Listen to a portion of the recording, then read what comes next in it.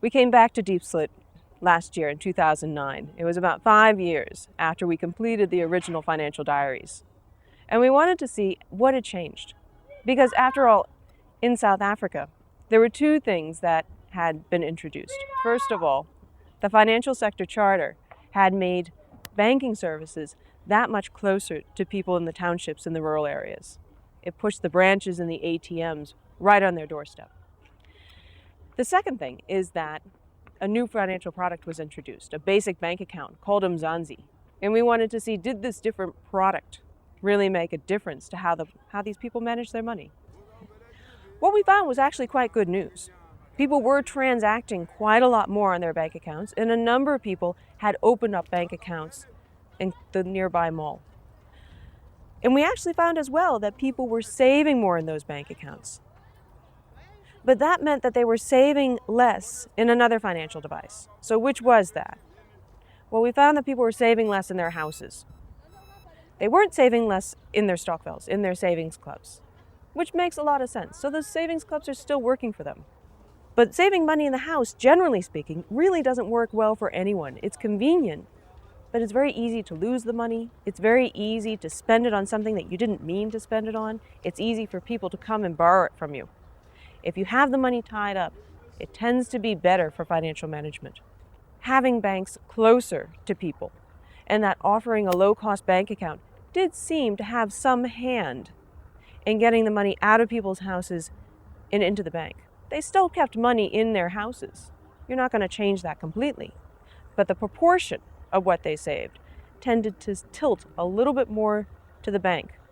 We realized that when we returned, people were tilting their financial portfolios a little bit more towards bank savings and away from saving in the house. We thought that at the end of the day, that was actually quite a good change.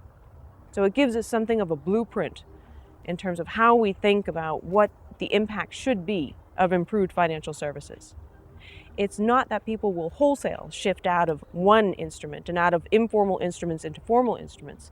Rather, it's that they are going to tilt their portfolio.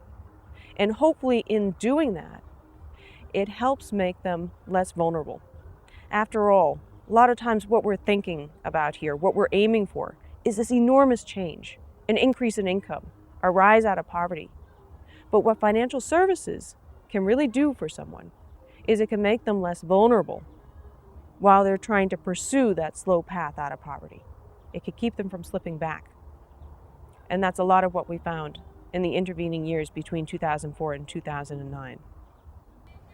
The way we capture this information is we use this technique called the financial diaries. Now, we didn't have households keep their own diaries. That would have never really worked, not only because some of the households that we found in Bangladesh and India are illiterate, but also we were capturing really detailed data. And households would have never had the patience or the determination to really capture these types of cash flows that we needed. So rather, we had a field worker interview them every other week for a year. And they took down all their sources of income, all their expenditures, and all the little ways that they managed their money in between. Selling assets, buying assets, paying for an emergency, absolutely everything. If a household changed at all, if somebody came into the household or out and it changed their sources of income, we captured that too. So we knew exactly how they were handling their lives, their financial lives, over the course of the year. And we really found that it came down to three things. First of all, we knew that households had low incomes. And we knew through the course of the study that these incomes were very irregular and that they had a lot of unexpected expenses. And the last thing is that we knew that they were using a portfolio of financial instruments to try to manage all these really jagged cash flows. And sometimes those financial instruments would help in a particular aspect, but it really didn't match the cash flows that they were working from. They had financial instruments that weren't appropriately matched to the money that they were trying to manage.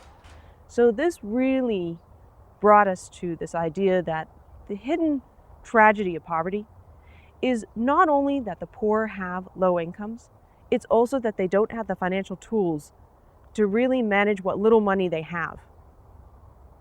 And that's where extending financial services to the poor, appropriate financial services, services that have an appropriate mechanism and an appropriate product design really can make a huge difference to their lives.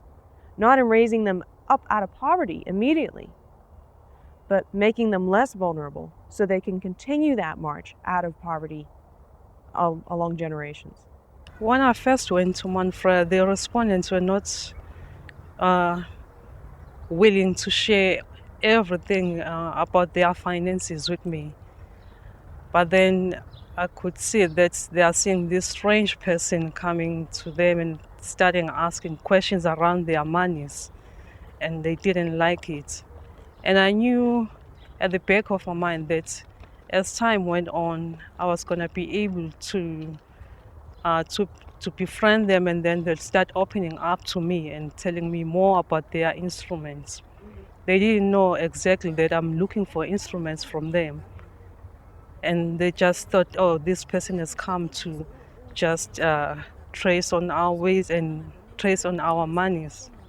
Towards the end of the study, that's when they were just free to tell me about almost everything, about all their instruments. They're just popping up and they are not aware that it's the instruments that I was looking for in the first place. I got to know that they have these different types of instruments, like the stockfells, the umgalelos, and all these various types of burial societies that they run in their villages. So I guess it needs one to have more time with the respondents so they can start opening up, and then they give you everything that you're looking for. What surprised me is that I thought I was in the village where I think people are very poor, and I didn't expect to find so many instruments. I got to know that poor people can manage their money in various ways.